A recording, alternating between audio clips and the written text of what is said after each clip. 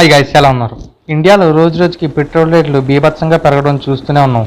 అయితే ఈ పెట్రోల్ రేట్లు ఇంత బీభత్సంగా పెరగడానికి గల కారణాలు ఏంటో ఈ వీడియోలో తెలుసుకుందాం. పెట్రోల్ రేట్లు ఇంత దారుణంగా ఎందుకు పెరుగుతున్నాయని తెలుసుకోవడానికి మనం మెయిన్గా 6 పాయింట్స్ని స్టడీ చేయాల్సి ఉంటుంది. అవేంటంటే, ఫస్ట్ పాయింట్ వచ్చేసి రోజు రోజుకి పెట్రోల్ రేట్లు ఎలా పెరుగుతున్నాయి.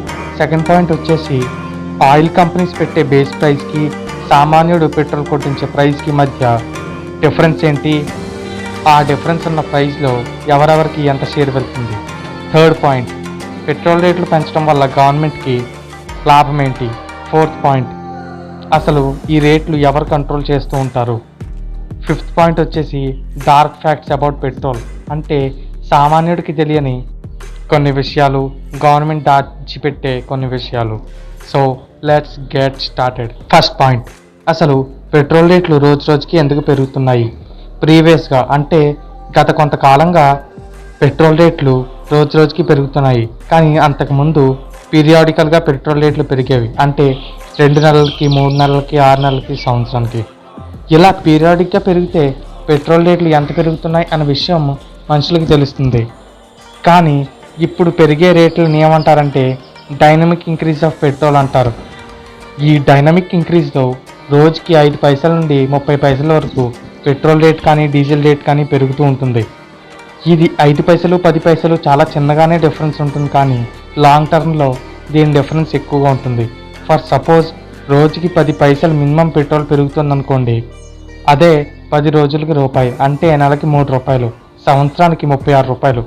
సంవత్సరానికి 1 లీటర్ మీద 36 రూపాయలు అంటే 10 లీటర్లు కానీ, లేదా ఏ లారీలకో కార్లకో ట్యాంక్ ఫుల్ కానీ అనుకోండి.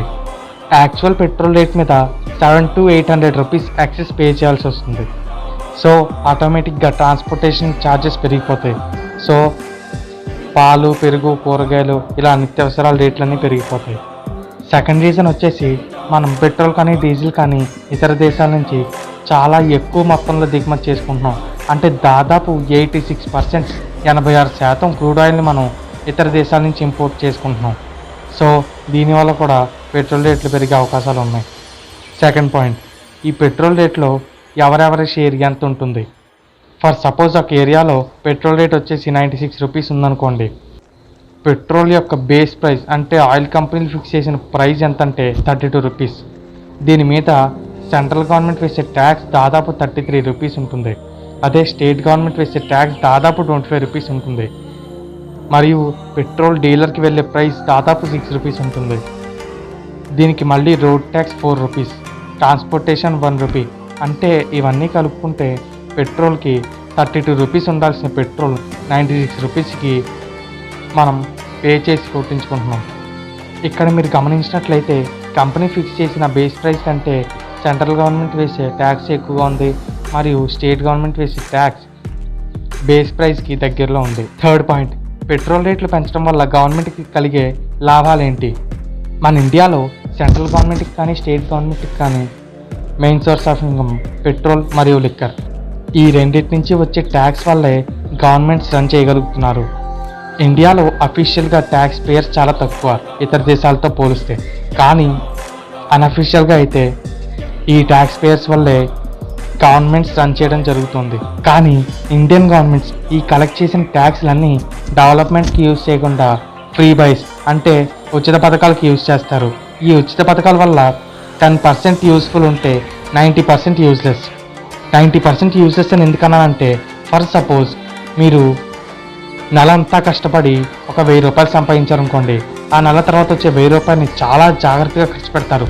అదే పండక్కో పుట్టినరోజుకో ఏదైనా బోనస్ వచ్చిందనుకోండి, అది విచ్చలవిడిగా ఖర్చు పెడతారు. అదే గవర్నమెంట్ ఫ్రీగా ప్రజలకి డబ్బులు వేస్తుంటే ప్రజలు ఎలా ఆలోచిస్తారంటే ఇది వాళ్ళ సొంత డబ్బు అన్నట్టుగా ఆలోచించకుండా గవర్నమెంట్ ఫ్రీగా డబ్బులు ఇస్తుందని ఆలోచించి వాళ్ళకి ఇష్టం ఉన్నవి అవసరం లేనివి అన్నీ కొనుక్కుంటారు. సో ఈ డబ్బులు ఇండైరెక్ట్గా మళ్ళీ గవర్నమెంట్ చేతుల్లోకి వెళ్తాయి.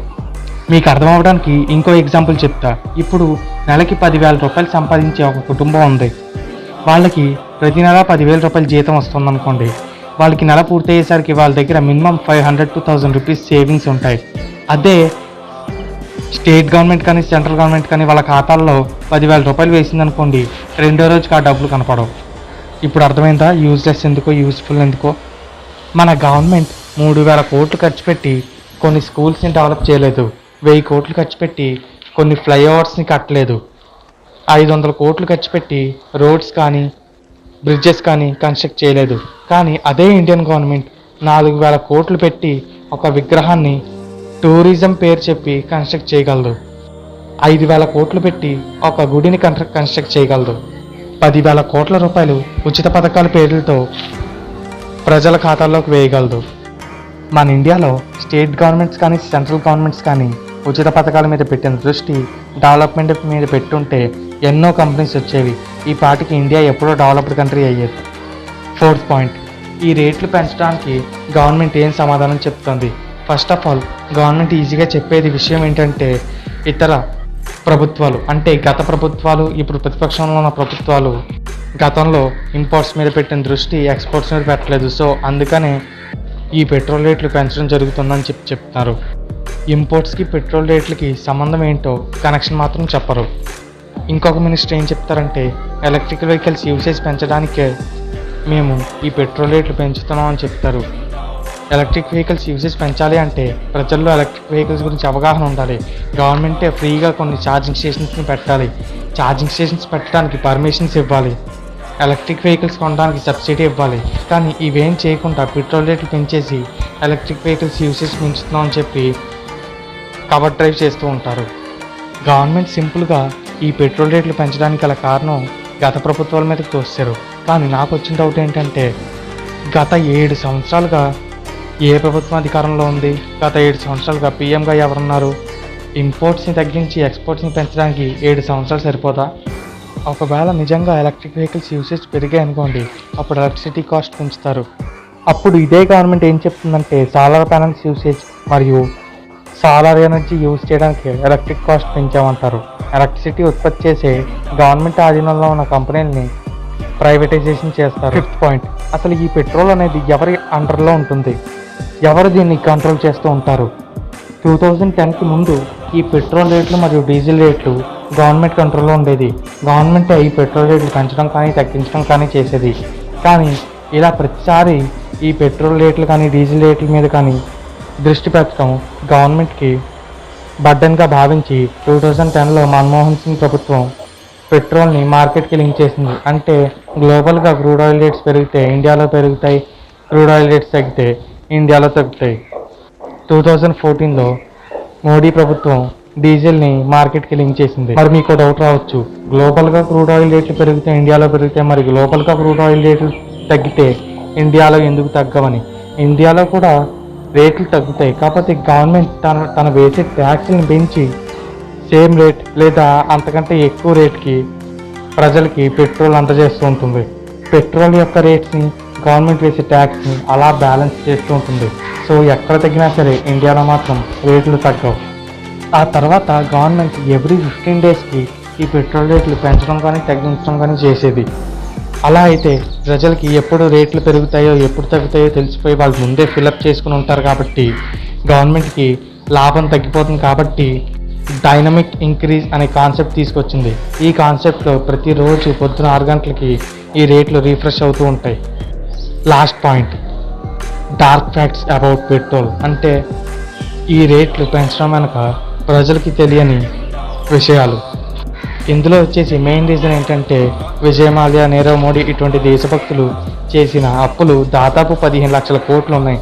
అందులో సెంట్రల్ గవర్నమెంట్ వాళ్ళ దగ్గర నుంచి డబ్బులు వసూలు చేయలేక, వేరే కంట్రీస్ పారిపోయిన ఈ దేశభక్తుల్ని మన దేశానికి రప్పించలేక, వాళ్ళ గురించి కోర్టులో కేసులు వేసి వాళ్ళ గురించి తిరిగి వాళ్ళకి ఇచ్చిన అప్పు కంటే వాళ్ళని పట్టుకోవడానికి ఖర్చు పెట్టే డబ్బులే ఎక్కువ అయిపోతుందని భావించి వాళ్ళ మీద కేసులు కొట్టేసి సరైన సాక్ష్యాలు ప్రూవ్ చేయలేక కేసులన్నీ విత్డ్రా చేసుకుని వాళ్ళకి ఇచ్చిన అప్పులో దాదాపు 9 లక్షల కోట్లు రైట్ ఆఫ్ చేసింది.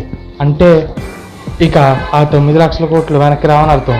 సో ఈ డబ్బులన్నీ ఎవరి దగ్గర నుంచి వసూలు చేస్తుంది? ఇలా రేట్లు పెంచి సామాన్య ప్రజల దగ్గర నుంచే వసూలు చేస్తుంది.